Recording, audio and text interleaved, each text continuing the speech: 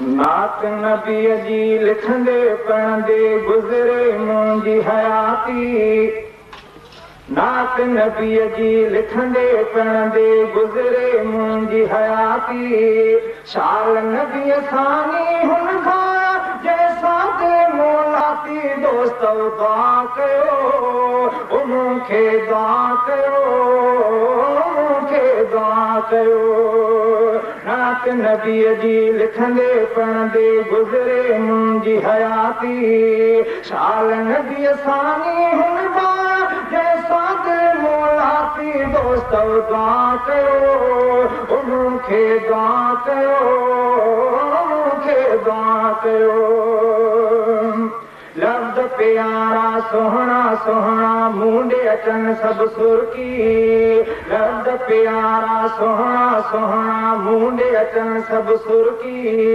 शेरनि में से मोतनि वांगुरु पोयां मुर्की मुर्की। शेरनि में से मोतनि वांगुरु पोयां मुर्की मुर्की।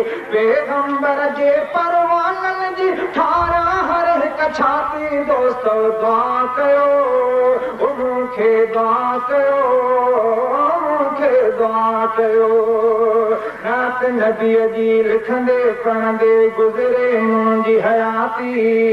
शाल नबीअ सानी हुन खां जंहिंसां ते मोलाती दोस्त दुआ कयो मूंखे दुआ कयो मूंखे दुआ कयो। जेका जेका नात लिखां मां अंदर मां सां निकिरे। जेका जेका नात लिखां मां अंदर मां सां निकिरे। मतिलब मूंखां मुंहिंजो दिलबरो हिकड़ी घड़ी न विसरे। मतिलब मूंखां मुंहिंजो दिलबरो हिकड़ी घड़ी न विसरे। सैयद जी सिक सां दिल में सोको धाया साथी दोस्त दुआ कयो मूंखे दुआ कयो मूंखे दुआ कयो। नात नबीअ जी लिखंदे पढ़ंदे गुज़रे मुंहिंजी हयाती। शाल नबीअ सानी हुन खां जंहिंसां ते मोलाती दोस्त दुआ कयो मूंखे दुआ कयो मूंखे दुआ कयो। वक़्तु अचे तो लफ़्ज़ समूरा बणिजी वञनि बारूदी। वक़्तु अचे तो लफ़्ज़ समूरा बणिजी वञनि बारूदी। आका जा जे दुश्मन आहिनि आहिनि सेना सूदी। आका जा जे दुश्मन आहिनि आहिनि सेना सूदी। दुश्मन जी दिल चीरे मुंहिंजो हर पोखर थी काती दोस्त दुआ कयो मूंखे दुआ कयो मूंखे दुआ कयो। नात नबीअ जी लिखंदे पढ़ंदे गुज़रे मुंहिंजी हयाती।